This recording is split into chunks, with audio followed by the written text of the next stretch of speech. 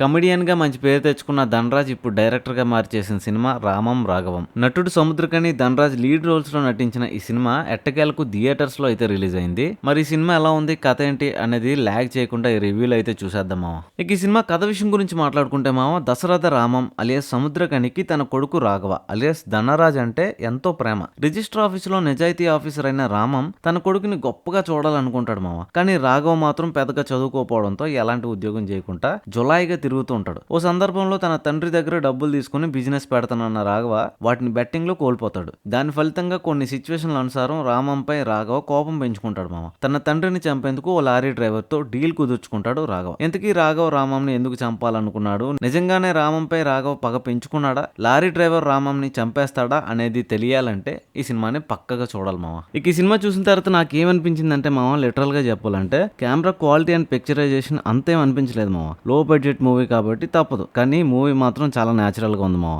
ఈ సినిమాలో almost Jabardasth comedians కొంతమంది కనిపిస్తారు మావ. ధనరాజ్ కి బాగా సపోర్ట్ చేశారనిపించింది. మెయిన్లీ కాసేపు సత్య కామెడీ, ఆ పంచులు నాకు బాగా నచ్చాయి మావ. ఇంటర్వెల్ సీక్వెన్స్ లో వచ్చే ట్విస్ట్ మాత్రం నాకు అంత బలంగా ఏమి అనిపించలేదు మామ. అంటే పాయింట్ బలంగానే ఉంది, కానీ అది చూపించే విధానం మాత్రం నాకు ఏదో షార్ట్ ఫిల్మ్ లో చూపించినట్టు అనిపించింది. మేబీ మనం కూడా డైరెక్షన్ డిపార్ట్మెంట్ లో ఉండడం వల్ల నాకు అలా అనిపించిందేమో. అండ్ అలాగే ధనరాజ్ గారి పర్ఫార్మెన్స్ కూడా ఈ రోల్లో నాకు అంత వెల్ సెటిల్డ్ పర్ఫార్మెన్స్ కనిపించలేదు. మేబీ తనలో ఉన్న కామెడీ యాంగిల్ కి నేను అలవాటు పడిపోయానేమో. ఈ సినిమా ప్రీ క్లైమాక్స్ లో ధనరాజ్ స్కూటీ మీద వెళ్తూ ఒక చిన్న యాక్సిడెంట్ లో పడిపోతాడు. ఆ స్టంట్ మాత్రం నాకు చాలా బాగా నచ్చింది. దాని డ్యూరేషన్ చాలా చిన్నదైనా చాలా రియలిస్టిక్ గా ఉంది. అండ్ ఐసీలో రాఘవం వాళ్ళ నాన్నకి చెప్పే డైలాగ్స్ చాలా బాగుంటాయి మామ. ఇక సముద్రకని గారి కోసం మాట్లాడుకుంటే ఆయన రోల్ కి కంప్లీట్ గా న్యాయం చేశారనే చెప్పాలి మామ. అండ్ అలాగే సముద్రకని గారికి వైఫ్ క్యారెక్టర్ చేసిన ప్రమోదిని గారు కూడా తన క్యారెక్టర్ కి పూర్తి న్యాయం చేశారని చెప్పాలి. ఎస్పెషల్లీ క్లైమాక్స్ లో మాత్రం ఏడిపించేశారు మామ, చాలా బాగుంది. ఇక కమెడియన్ కమ్ హీరో సునీల్ తనకిచ్చిన రోల్ పరిధి మేరకు బాగానే చేశారు మామ.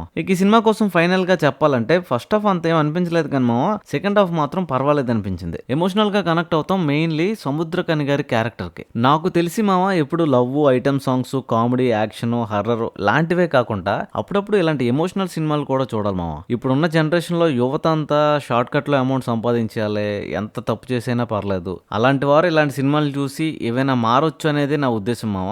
సినిమా చూస్తూ కనెక్ట్ అయితే మాత్రం అంత సూపర్ అని నేను చెప్పను, కానీ ఫస్ట్ హాఫ్ మినహాయిస్తే సినిమా మాత్రం చాలా బాగుంది మామ, చూడొచ్చు, ఎమోషనల్ గా కనెక్ట్ అవుతారు. సో ఇదన్నమాట సంగతి. మరిన్ని అప్డేట్స్ కోసం సబ్స్క్రైబ్ కొట్టు మామ.